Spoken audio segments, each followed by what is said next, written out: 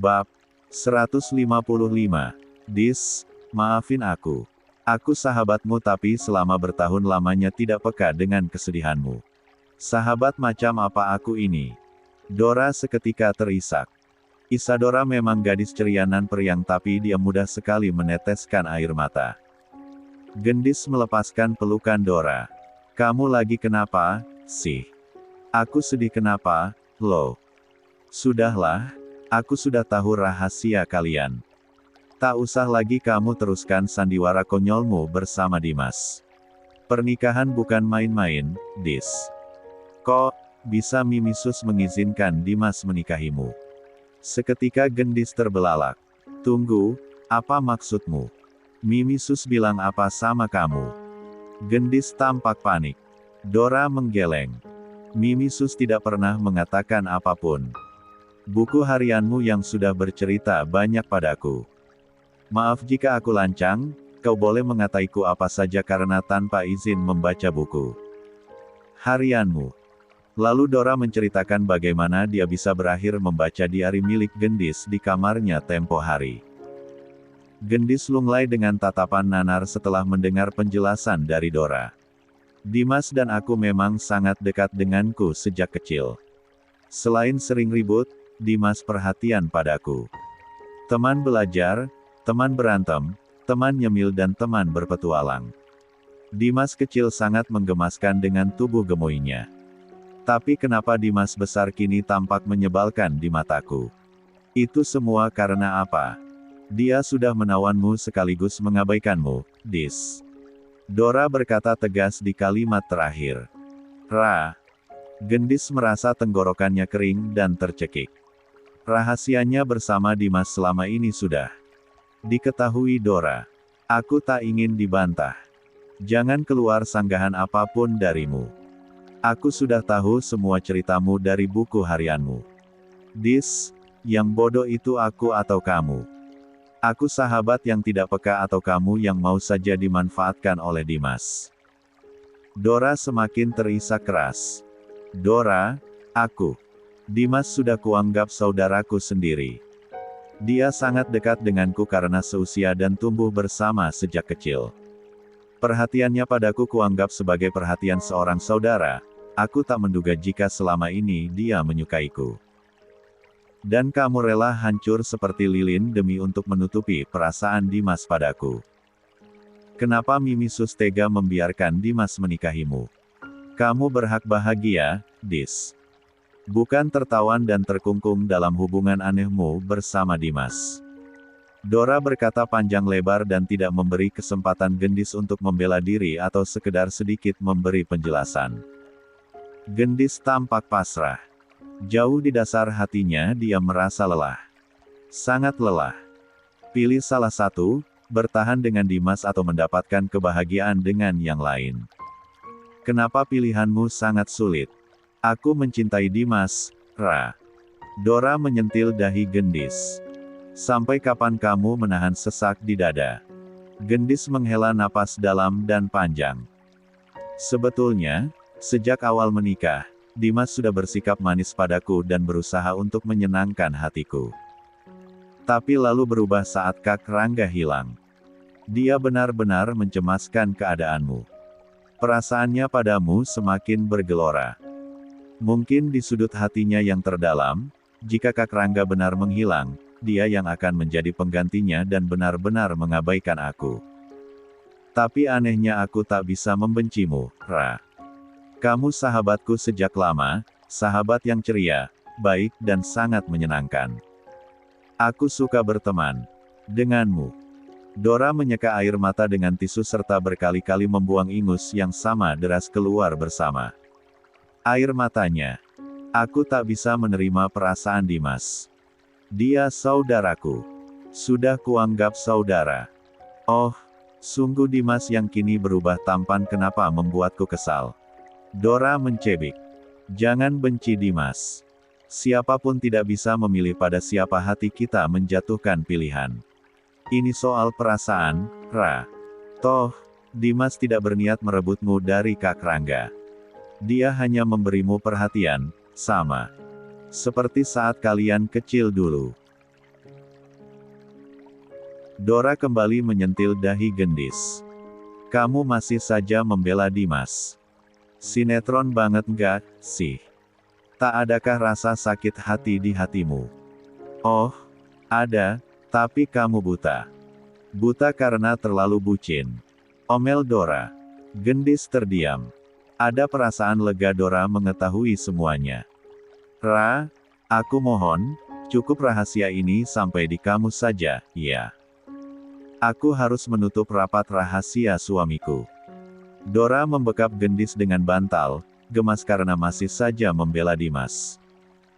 Kamu menghilanglah sebentar dari hidup Dimas, bisa? Usul Dora. Gendis mengerutkan kening. Menghilang. Minta izin pada Dimas untuk mengunjungi orang tuamu. Ibumu juga lagi sakit, kan? Tebuku hanya sedang kumat asam lambungnya kemarin tapi sekarang sudah sehat dan beraktivitas lagi. Sudah jualan ayam goreng lagi. Ucap Gendis. Tak apa, berilah alasan seperti itu pada Dimas. Tapi kamu pergi dan tinggallah di apartemenku, jangan beritahu siapapun kamu tinggal di apartemenku. Terus aku harus ngapain di apartemenmu? Tanya Gendis. Me time. Bersenang-senanglah. Cuti pula dari pekerjaanmu. Bisakah? Gendis masih bingung dengan usulan Isadora. Begini, selama ini kamu setia pada Dimas, menjadi istri yang melayani apapun keperluan Dimas. Selama kamu tak ada bersamanya, kita akan lihat apakah dia merasa kehilangan. Gendis terdiam. Hening beberapa saat. Apakah Dimas akan merasa kehilangan aku, Ra?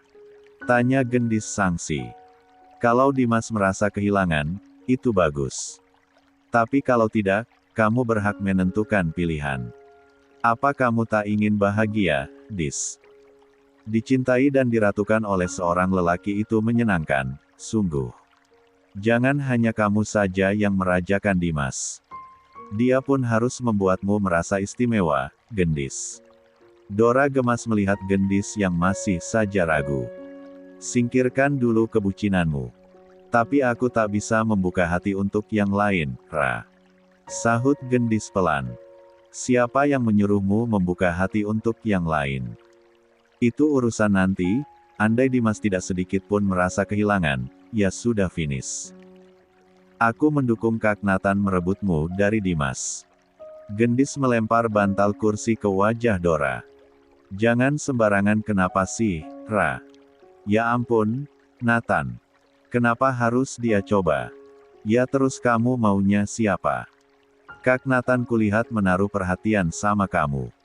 Malah Kak Sophie juga kemarin bilang gitu. Kak Nathan aneh, dia itu jarang akrab dengan perempuan, irit bicara. Tapi denganmu dia tampak berbeda. Ya, mungkin saja dia naskir kamu dan peka kalau Dimas adalah suami yang aneh. Aduh, aku bingung. Jangan bahas Nathan dulu, deh. Dia itu. Gendis menjeda ucapannya. Jauh di dasar hati Gendis, ada percikan kesejukan saat Nathan menyapa atau mencecarnya dengan basa-basi tidak pentingnya. Tapi Gendis berusaha menolak dengan bersikap ketus pada Nathan. Dia mencoba membentengi hatinya hanya untuk Dimas. Ral, panggil Gendis. Aku mencintai Dimas dan dia meminta bantuanku untuk membuatnya melupakanmu. Jadi aku harus selalu memberikan cinta dan pengabdian yang utuh padanya. Dora bangkit dari kursi lalu mengambil segelas air dan memerciki Gendis dengan air tersebut. Hai, uka-uka bucin dalam tubuh sahabatku, keluarlah. Jangan ganggu Gendis, keluarlah.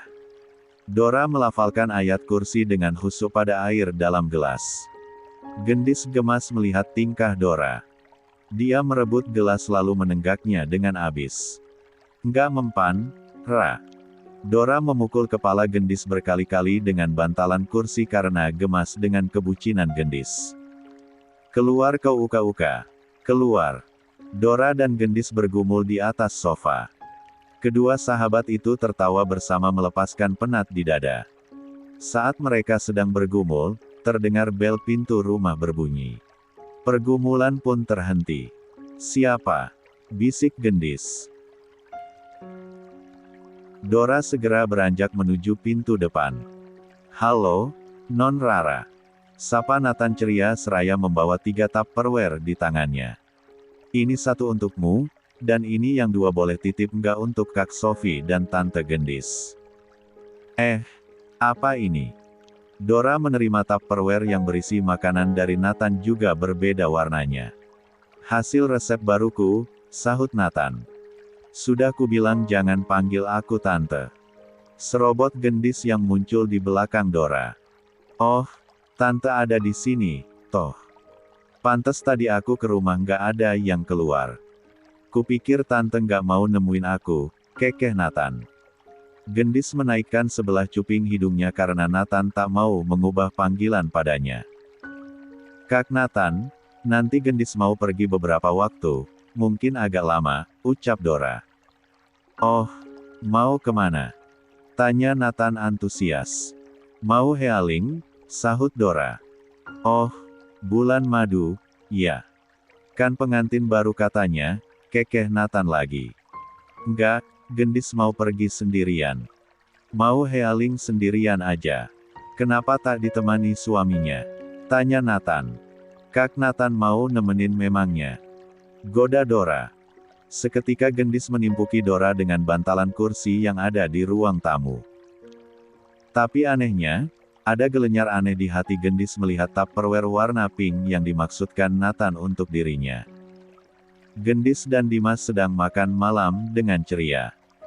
Dimas menceritakan pekerjaan barunya mengisi 2 acara kuliner sekaligus di 2 stasiun televisi. Gendis pun menyimak dengan antusias. Saat-saat seperti ini, Dimas memang menyenangkan.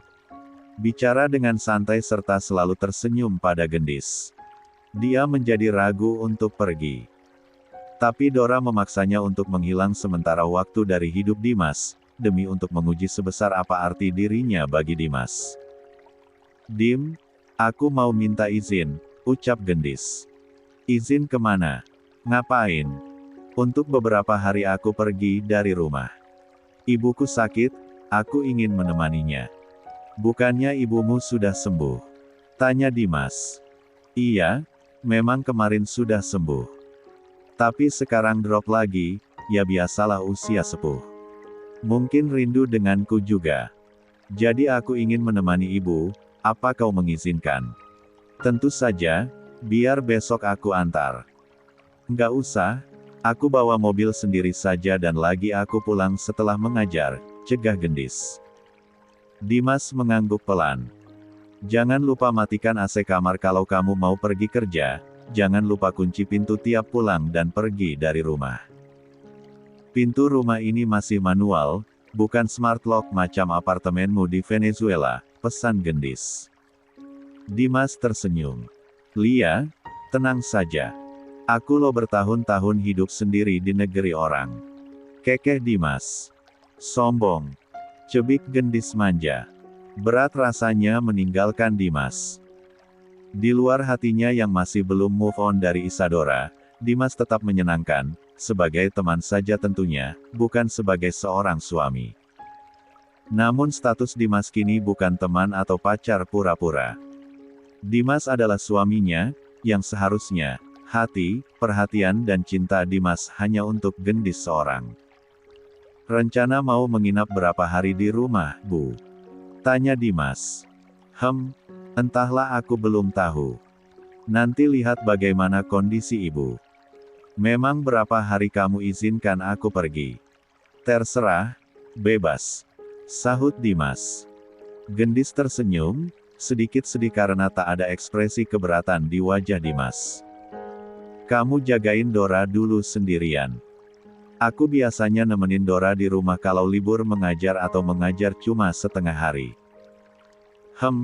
Ya, tentu saja aku akan selalu menyempatkan mengecek kondisi Dora di rumah." Hidupnya sebelum menikah terbiasa dilayani dan penuh penjagaan di rumah keluarga Dharmawangsa. Tapi kini dia memilih hidup sendirian sebagai ibu rumah tangga dan mengerjakan apa-apa sendiri.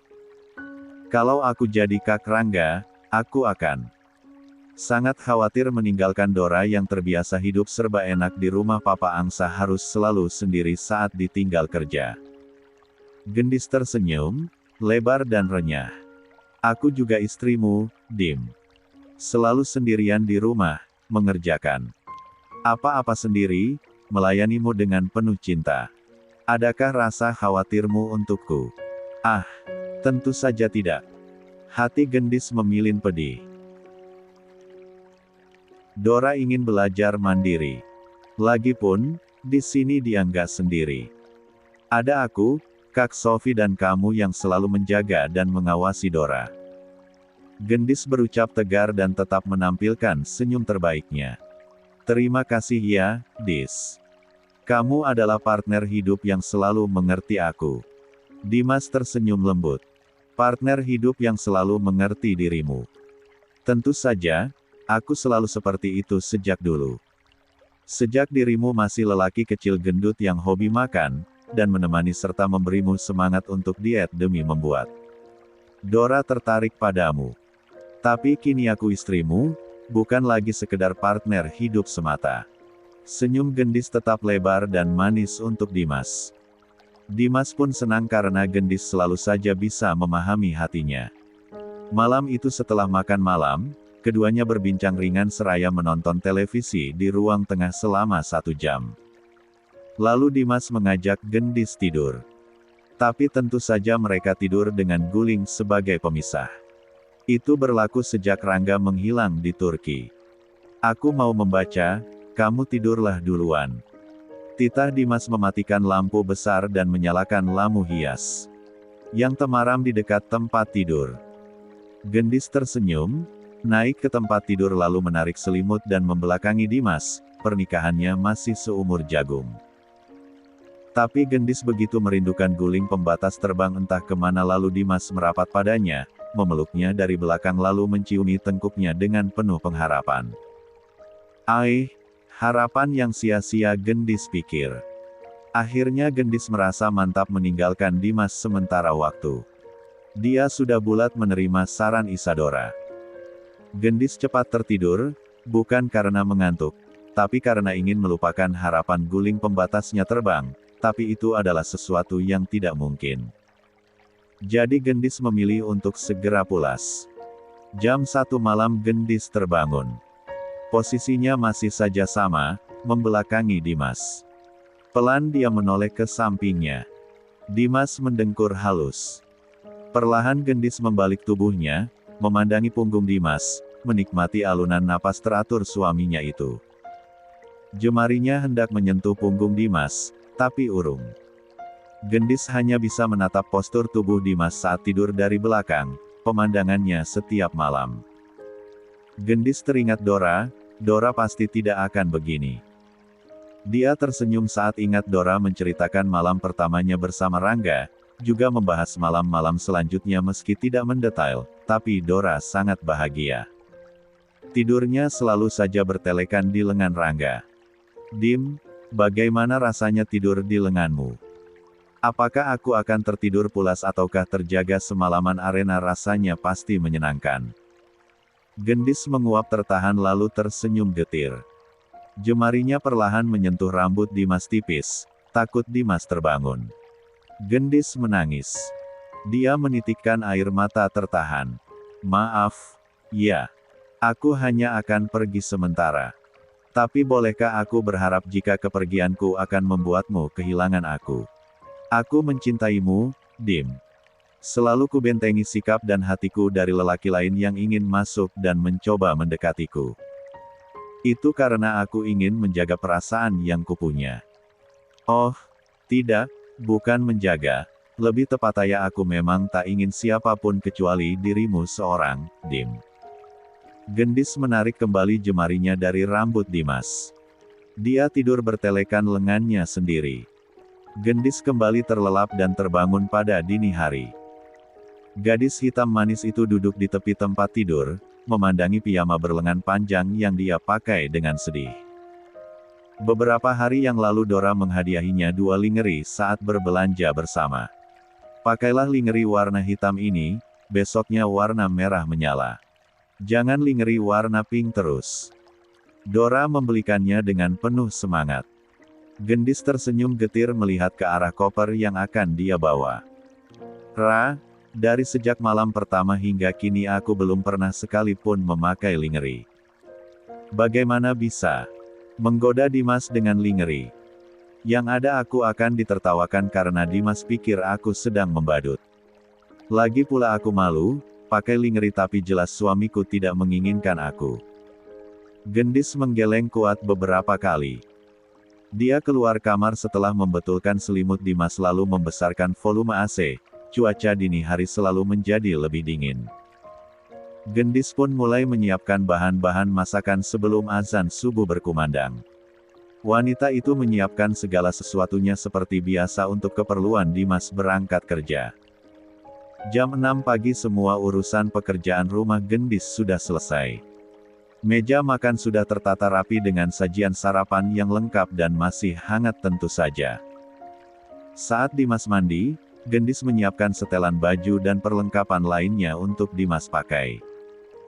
Dasi, jam tangan, scarf hingga kaos kaki. Menyiapkan sepatunya di depan pintu. Tak lupa menyemprotkan pengharum ruangan di dining area. Dimas menyukai wewangian.